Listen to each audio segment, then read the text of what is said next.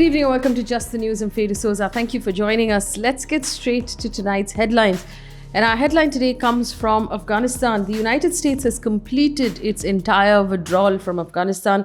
A giant C-17 transport flight laden with troops and the US ambassador, who was apparently the last person among the last people to leave, flew out of Kabul airport a minute before midnight last night. According to reports, celebratory gunfire echoed across Kabul as the Taliban fighters took control of Kabul airport once the Americans had left.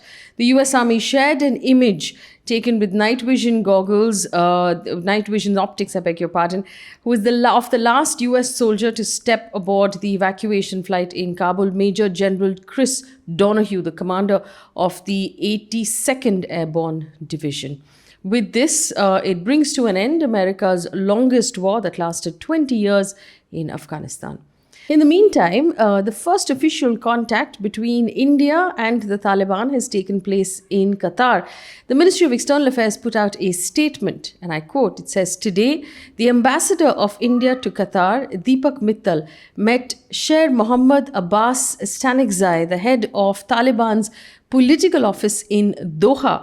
The meeting took place at the Embassy of India in Doha on the request of the Taliban." The Ministry of External Affairs also said the discussion focused on safety, security, and the early return of Indian nationals currently stranded in Afghanistan. Ambassador Mittal also raised India's concerns that Afghanistan's soil should not be used for anti-India activity or terrorism of any manner. Now remember, this meeting comes about 24 hours after Sher Mohammad Abbas had said that India is, and I quote, a very important in the subcontinent, and that his group wants to continue Afghanistan's cultural, economic, political and trade ties with India as in the past. He had put out this carefully scripted statement, which he read out in Pushtu in a 45-minute video broadcast that the group put out on Saturday on all media platforms and Afghanistan's television. According to AFP, though, hours after the US troops left Afghanistan, the Taliban spokesperson told reporters on the runway, "Congratulations to Afghanistan, the victory belongs to us all." He also said that this is a lesson for other invaders. He went on to say that we have good relations with the US and the world, and we welcome diplomatic relations with them all, end quote. Bringing you now news from India. Uttar Pradesh Chief Minister Yogi Adityanath has made a decision now to ban all alcohol and meat products from sale of any kind in Mathura. According to PTI, he has asked all those involved in the sale of liquor or the sale of meat to sell milk instead to maintain glory of the birthplace of Lord Krishna, as it's considered a holy place for Hindus. The Chief Minister, while addressing a program in the state capital in Lucknow, said, and I quote, "The officers concerned are directed to make plans for this ban, as well as make arrangements to engage people involved in such activities in some other kind of trade." However, the Chief Minister did not mention when the ban will begin to be implemented or any other information about this new rule. An update from Mysuru. The sixth accused, who was allegedly involved in the gang rape of a student in Mysuru, has now been arrested in Tamil Nadu. The police have said that during the interrogation, the accused actually revealed the involvement of one more person. So this is accused number 7 in this case. The police have arrested the five of the other people, including one juvenile from Tirupur district in Tamil Nadu on the 28th of August. The incident of gang rape had taken place outside the outskirts of Mysore on the 24th of August. The Karnataka DGP is personally looking into this case. 2 people have died and 3.6 lakh residents in 21 districts across the state of Assam have been affected by severe floods. According to the state disaster management, Lakhimpur is the worst affected, with 1.3 lakh residents temporarily displaced. 950 villages have been hit. Crops on 30,333 acres of land have been destroyed by the floods. According to the Hindu, the State Forest Department have said that 2 habitats of the one-horned rhino in the Kaziranga National Park and the Pobitora Wildlife Sanctuary have been partially submerged. Well, in some good news, and we're fortunate to be able to bring you good news once in a while. 9 new Supreme Court judges have been sworn in today. They've taken their oaths of office, led by Chief Justice N.V. Ramana, 3 of whom are women. Now, this is the first time that 9 new judges have taken oath in one go. The swearing in of the judges brings the strength of the Supreme Court now to 33 out of a total strength of 34 that is sanctioned as judges. The new additions include Justices Nagaratna, Kohli and Trivedi, who are women judges. They, along with Indira Banerjee, now bring the total strength of women judges in the Supreme Court up to 4, which is the highest we've ever had. This also means that we will have our first woman Chief Justice of India in 2027. An update on the COVID numbers from India. India has reported 30,941 COVID cases in the last 24 hours. That's lower than yesterday's number, which was 40,000. But it keeps moving between those two numbers.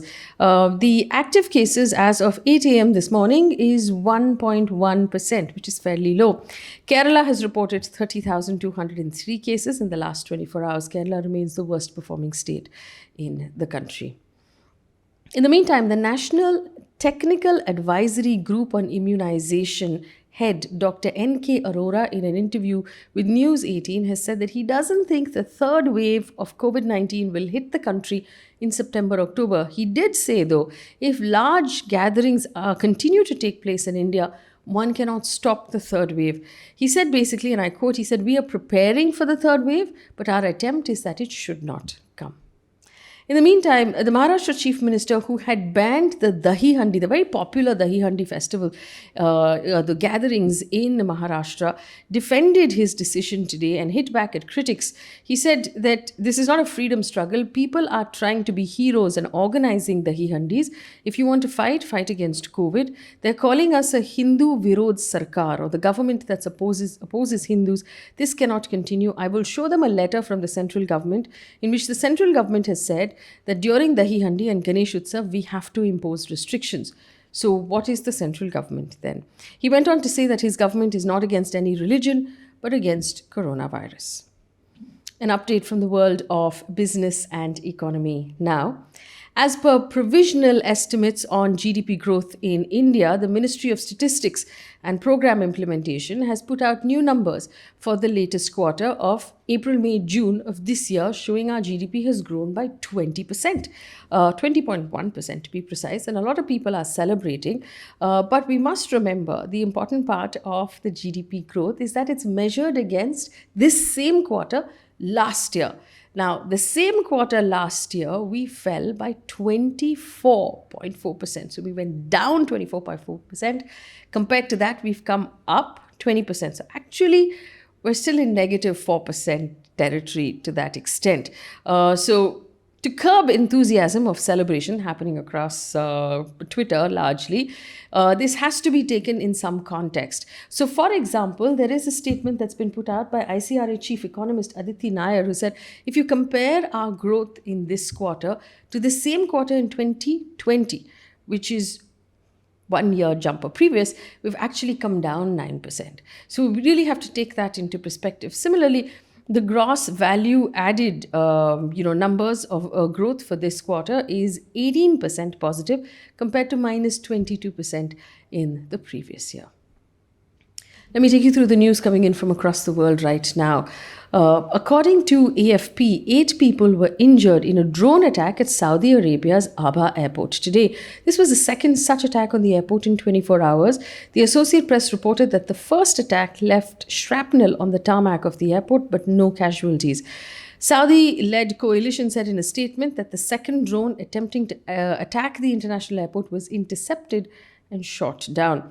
The statement said that flight services have been temporarily stopped to ensure safety of incoming and departing aircraft, as well as civilians at the airport.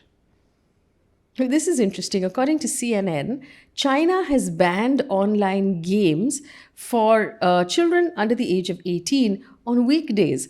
The country has also limited their playing time on weekends to 3 hours. So basically, minors will be allowed 1 hour of playtime on Friday, Saturday, and Sunday, and on public holidays in China, but they can't play at all on the weekdays.